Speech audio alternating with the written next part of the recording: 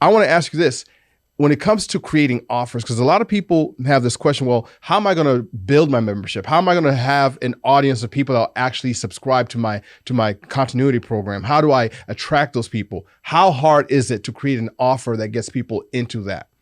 That is a loaded question, but I will tell you this. When it comes to creating offers, there are several things that you have to consider, that you have to pre-identify before you even get into learning how to stack that offer out. One of those is understanding who your buyer is. If you're looking to attract the right person, the idea is to attract the right person, repel the wrong person, because the right person is the person who's going to pay you. They're going to be very active in your membership. They're going to be taking action on what they learn. Right. So to attract that person, you first have to, you have to understand them. Right. Okay. And the best way to understand who your ideal buyer is, or that perfect member, is to break down the psychographics of who they are, not the demographics. So I say, hey, what type of members do you have in your program? You can say 18 to 25, male or female, but those are demographics. Those aren't psychographics. Right. So psychographics, identifying those, has everything to do with their likes, interests, behavior, opinions, attitudes, beliefs, pain points, problems, obstacles, and desires. Right. Well, a lot of times what we do is we'll map that out. I have what I call a psychographic VOC spreadsheet. It's the voice of the customer. Right. And I map out all of these things: likes, interests, desire, pain, problem, obstacles. Okay. When you've identified what those things are and you say, okay, this is the type of person that I want to attract, a person who has these problems that I solve, a person who is dealing with this pain that I can help them move away from that pain and towards the pleasure. Right. I want a person who has dealt with or is, dealing with these obstacles that I obviously have overcome in my own life, that I have helped my clients or other coaching students to overcome in their life. Right. Because when you identify all those things and you craft a message, which is, by the way, part of the offer. A lot of people think that the offer is just the stack or the price at the end. The offer is the entire message. Correct. Right. Okay. So the best way that I can break it down is an offer is your core product plus value added. So that value that you add is in your messaging prior to the actual pitch or prior to the offer being given. But when you understand who your buyer is, the psychographics of that person, you can then craft an attractive message to the point that them denying your message, or them hearing your message and denying your offer, would be them rejecting themselves, because it's relatable to who they are. Let me ask you a question. Because I know some folks may be watching or listening to this and they're like, psychographics. I've never heard that word before. Oh my gosh, I've got to figure out the psychographics. That sounds like something I got to go to school for. How hard is it really to determine what the psychographic of their audience really is? Especially with the spreadsheet that you have, that you make, that you provide to people who join into our program. Like, how hard and how long does it take to really determine that? But one of the things that I always teach people to do in identifying the psychographics of the person that they want to attract is, you have to understand that money is exchanged when problems are solved. Right. Okay. So you first have to identify what the problem is that you or your program or your service or offer is solving. Right. Okay. And then when you start getting into the type of person that has that problem, you have to identify all 4 levels of the problem. Right. Okay. So I teach this. It's 4 levels of a problem. You have the surface level problem, the underlying problem, which is the pain or the feeling of the problem. And then you have the ancillary problem, which is the problems that occur when those problems are solved. And I'll get into that in a second. Yep. So you have the surface level problem, the underlying problem, then you have the effect level. So your surface level problem is like no sales. Right? How many people have you said, oh, what's your problem? I just don't have any sales. I can't find customers. I don't have sales. So if I'm preaching all the time, I can help you get sales, help you get sales, help you get sales. The problem with that is the person I'm talking to is like, sure, that sounds great, but you still don't understand who I am. Right. And they're receiving the same type of offer from everybody else. So you can't even, your message is not going to stand out. So the surface level problem is kind of like a shell word. That shell word, like no sales, I'm going to help you get sales. It says, okay, but let's look at that a little deeper. Let's uncover the other 3 layers of the problem. So if the surface level problem is no sales, then the underlying problem is the pain or the feeling. Okay, how does that make you feel not having sales? Right? How does that make you feel not having money? Right. How does that make you feel not being able to support the family, not being able to support, now your you're getting wife into or their significant soul. other? Okay. So the underlying problem has everything to do with feelings. Right. Okay. You're stressed out. You don't feel like you are, what's the word for it? You don't feel adequate. You don't feel valued. You don't valued. You're undervalued. Worthless. You feel worthless. Yeah. Exactly.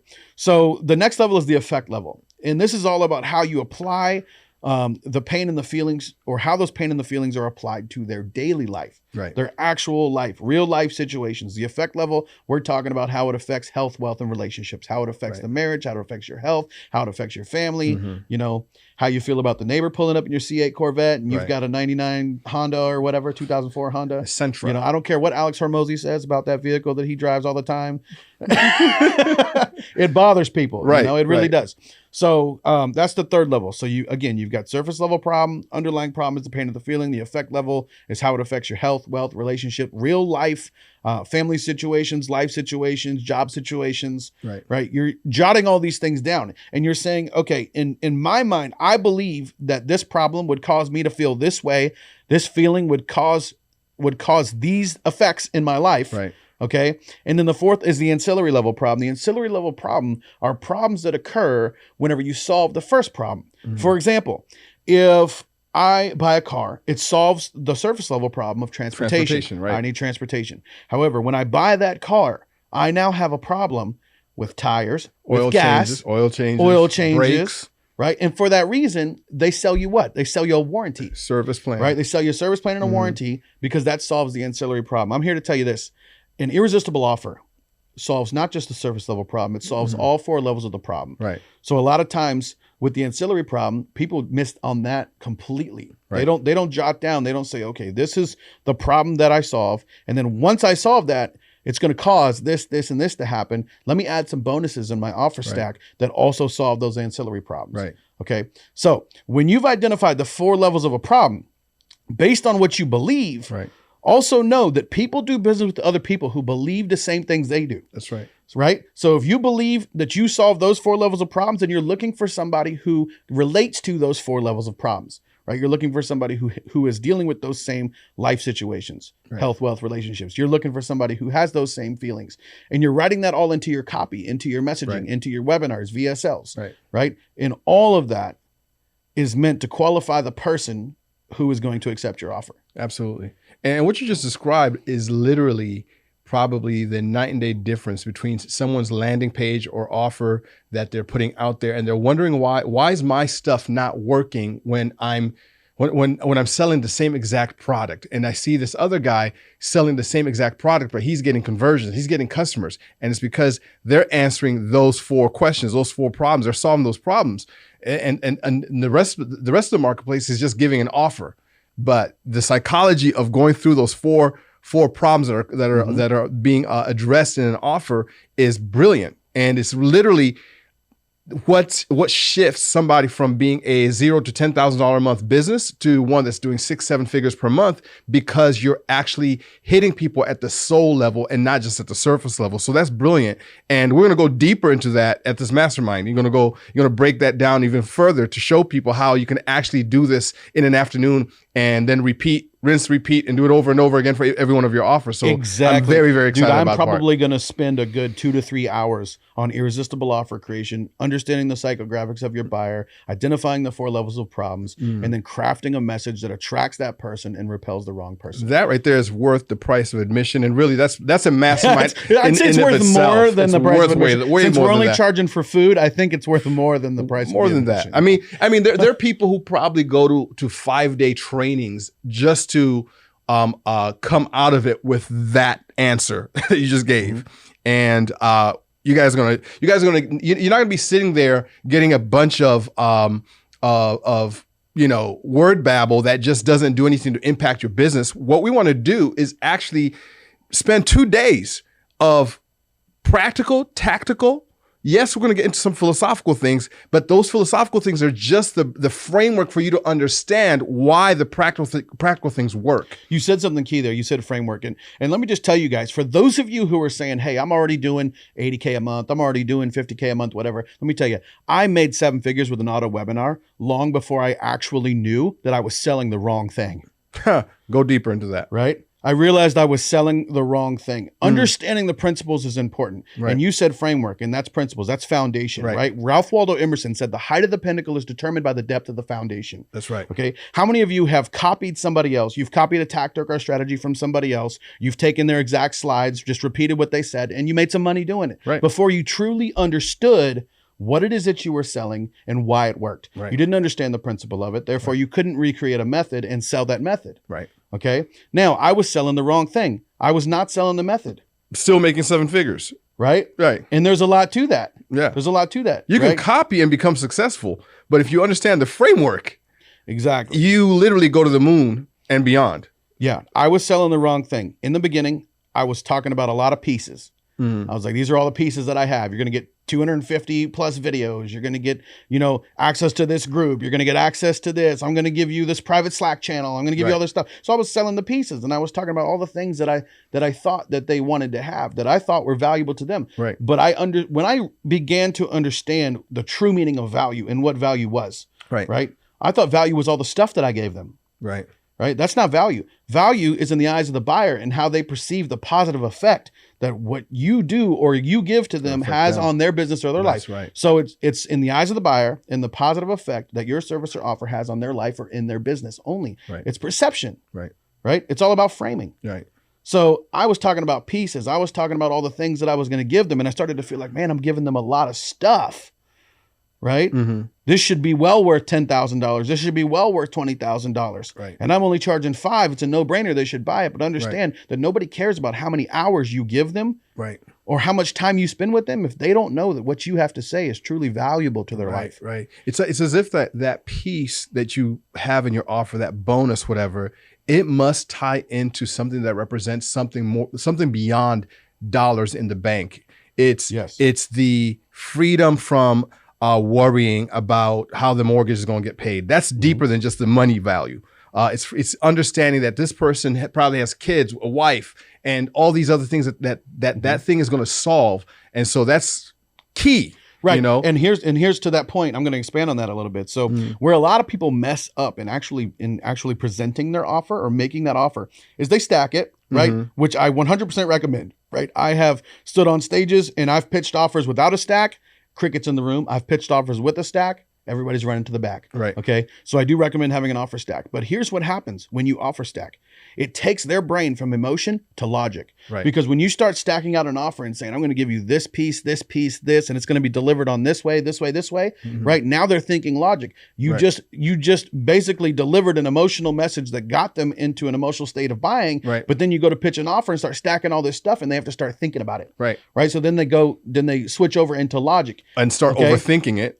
Right, exactly. Right. So what you have to do is every time you present that offer stack, you have to relate each one of those items in that stack back to the real reason why they want it, back to their desire, back to the ease of the pain or the removal of pain towards pleasure. They care about the payoff. Right. So you have to, when you present that offer stack, one item at a time, say, we're going to give you this one thing. Right? This one thing is going to solve this problem for you so that you can have this, and this that you told me that you wanted. Right. Right. The second thing is going to do this for you so that you are able to do this, and this that you wanted to do. Right. So I relate each part of my offer stack back to the pain, the problem, the desire. It's all about that. That's right. Right. And if you don't do that, then you're just throwing stuff out and stacking it up. And people are all in this logical state of, oh my gosh, this is a lot of stuff. Seems like a lot of work. Right. Right.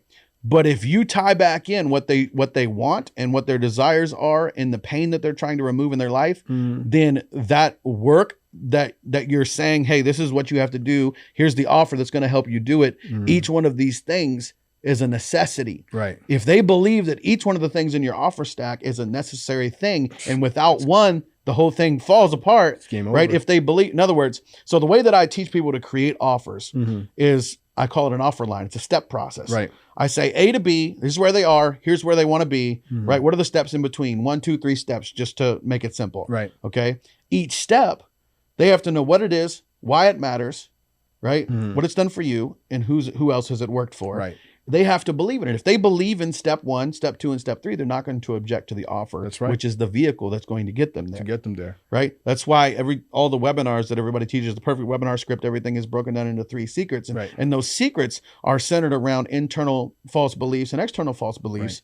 But mainly, it's about A to B, where they are, where they want to be, the steps in between. If they believe in step 1, they won't object to the offer. Right. If they believe in step 2, they won't object. They believe in step 3, they're definitely not going to object. But if you remove step 1 and they can't do it without 1, right? Yeah. then they're like, okay, So I'm still missing something. It's crazy because you just said something about how the perfect webinar and the 3 secrets. Some people will just say, oh, I need to have 3 secrets. I need to have an offer stack. I need to have all these things. But if you guys are paying attention, what Jeremy just broke down is the psychology behind why those gurus and those influencers and experts that have inspired all of us created those 3 secrets. This is deep, deep ancient wisdom stuff right here. And I'm a little like, I think we've just given out a whole lot of value just in this right here. that if you go back and watch this over and over again, trust me, you're going to start seeing your offers completely different.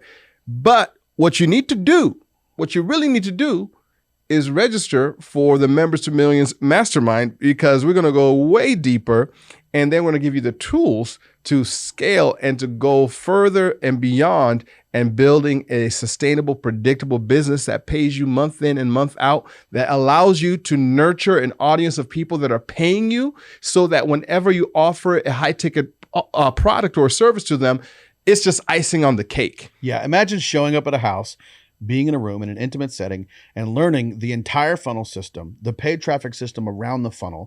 Okay. And then all of these principles, these psychology of sales principles, copywriting principles that apply to your messaging inside the funnel. Right. Right. Because a lot of you know how to build a funnel.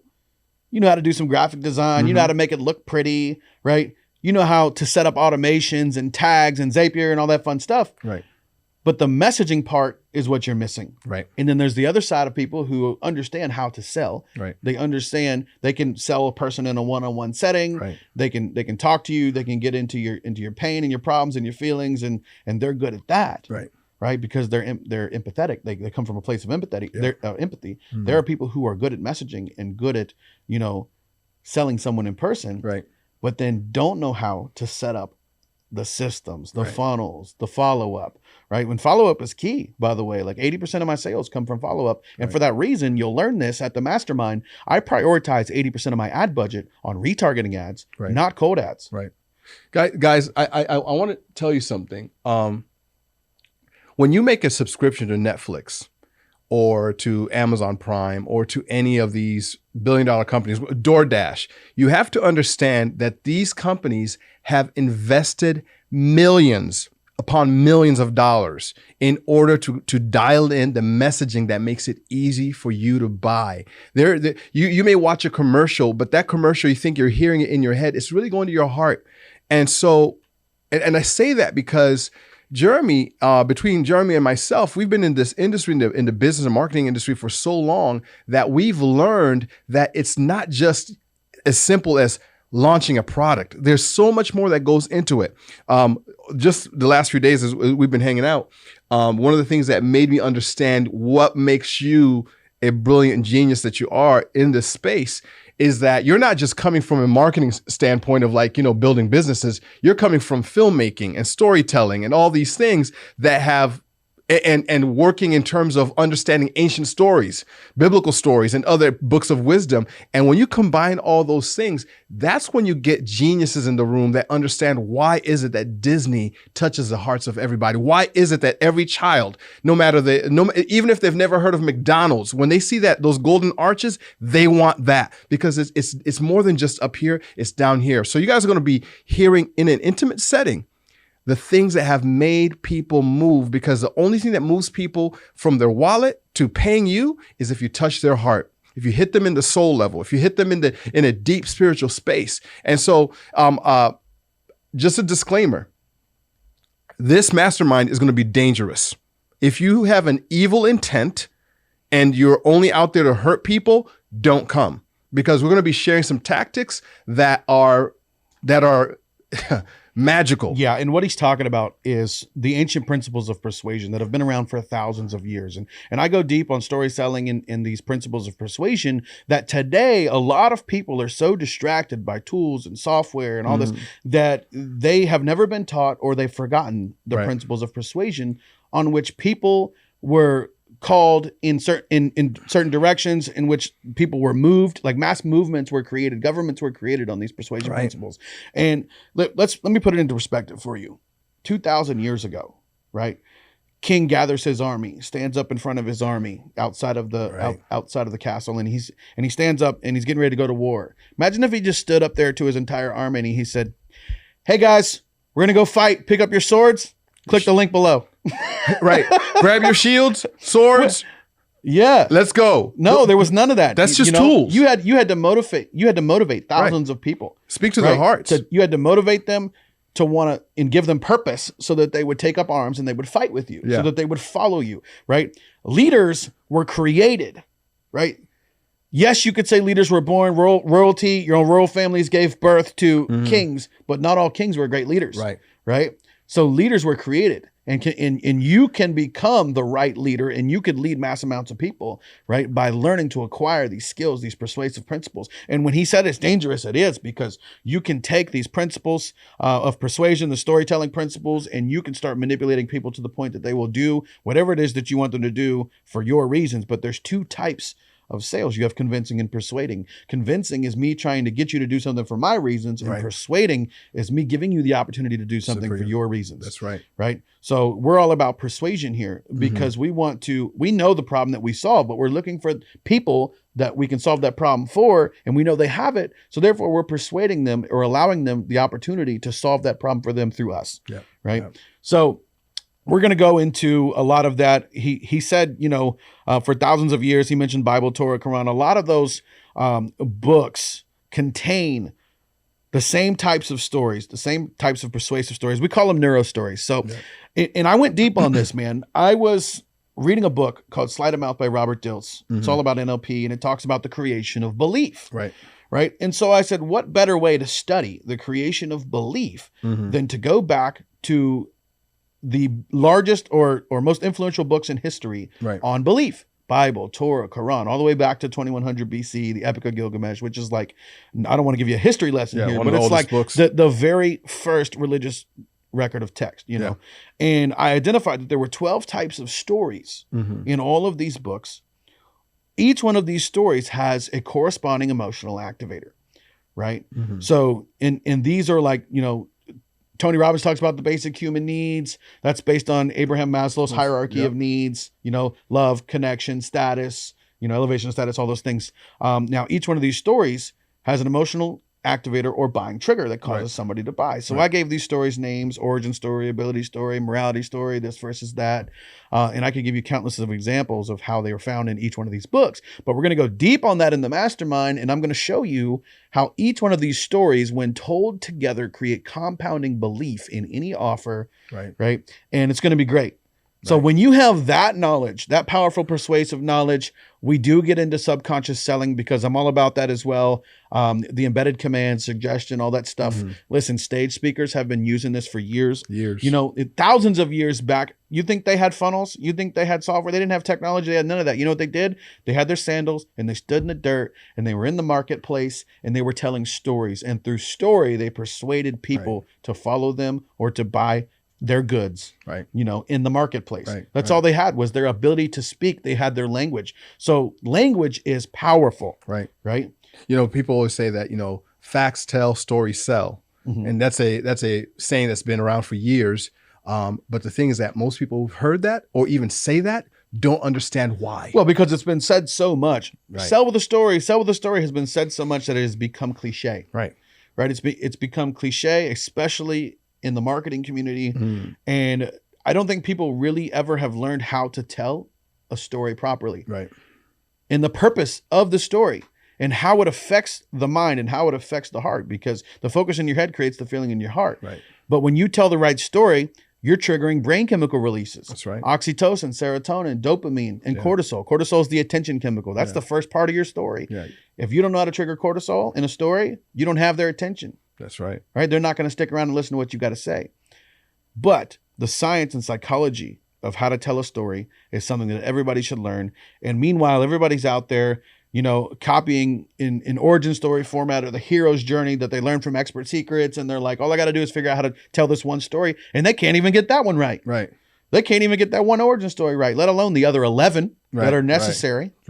right? My sales are over 26 million because I understood the stories. I understood how to write one. I understood how to sell with one. Right. I would say 80% of my entire presentation of any webinar or VSL that I've ever written is all story. Let me make this very clear. All of my teaching points and valuable points are told within story, are taught within the form of story. Right. Right. If I try to make a point to you, if I say, hey, this is what you got to do, you can object to what I say. But if I tell you a story about somebody of higher authority, right, that taught me something and I'm now passing it to you, and it's the point that I'm trying to make or that I'm trying to teach, you're not going to object to what I'm going to say. That's right. Right? Because it was told in story. And there's a reason why. If there are enough contextual validation points in the story, and hey, I know what you're thinking, but we're going to get into that in the mastermind. I'm going to talk about contextual validation points and how if you have enough contextual validation points in the story, if they believe in the context, everything. And we went through this, right? Because I told you the fake book story. Don't tell him. Don't tell him. You got to come to the mastermind. We can't tell him. We can't tell him this. I'll tell the fake book story at the mastermind. Yeah, so you'll get the idea. That one alone, I'm telling you, if you can get that part of the mastermind alone, it's going to shift a whole lot of things. Yeah. So I don't want you to give it right now. I will tell you in one line, right? If you have enough contextual validation points and they believe in the context of the story and they believe in the character of the story, they will believe in the creation. So the creation is what you slip in. There are 4 C's to a story. Right. You've got character, context, conflict, and creation. That's right. Right. The character all the time is either you or somebody you worked with in the coaching space. The character is always you or somebody you worked with. Right. But the character always relates to the buyer. That's right. Relates to the psychographics of the buyer. Right. If the character is like the buyer, okay, then them rejecting the offer at the end of the story is them rejecting themselves. We talked about that earlier.